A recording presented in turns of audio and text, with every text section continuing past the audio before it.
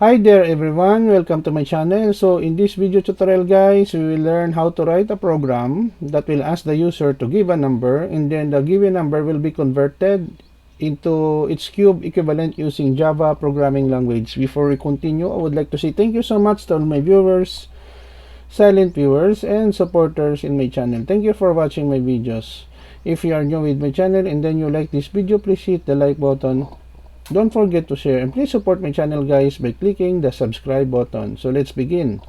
I will put a link in the video description where you can download the complete source code of our tutorial video for today for free in my two websites.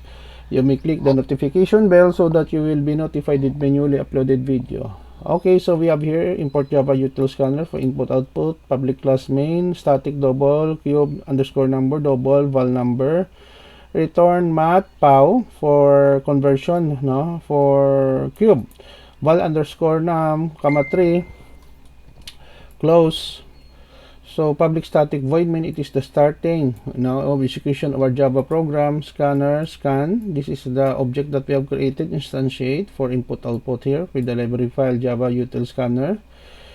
New line here, the title of our program, \t or horizontal tab, cube a number using a method in Java. New line here, give a number, int number, accept a number here. The code, we close the scanner, calculate for a cube of a number using a method. So double cube underscore number, passing parameters, and then we have here new line, and then we display the output.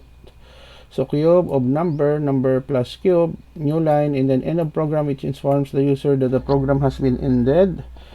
And then new line here, and then we close here, right curly bracket, and then right curly bracket, we close the main, public static void main. As I said earlier, I will put a link in the video description where you can download the complete source code of our tutorial video for today for free in my two websites. Let us go with our online GDB to run our program. Okay, our program is running right now. So cube a number using a method in Java, give a number, let's say we have 6. Cube of 6 is 216, end of program.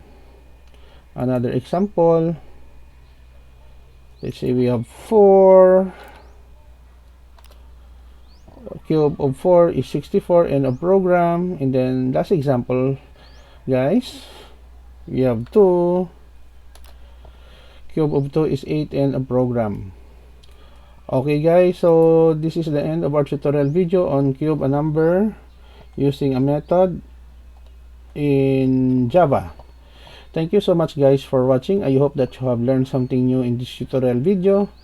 Don't forget to like, share, and please support my channel guys if you're new by clicking the subscribe button. See you in the next video tutorial guys. This is your friend Jake saying bye bye for now.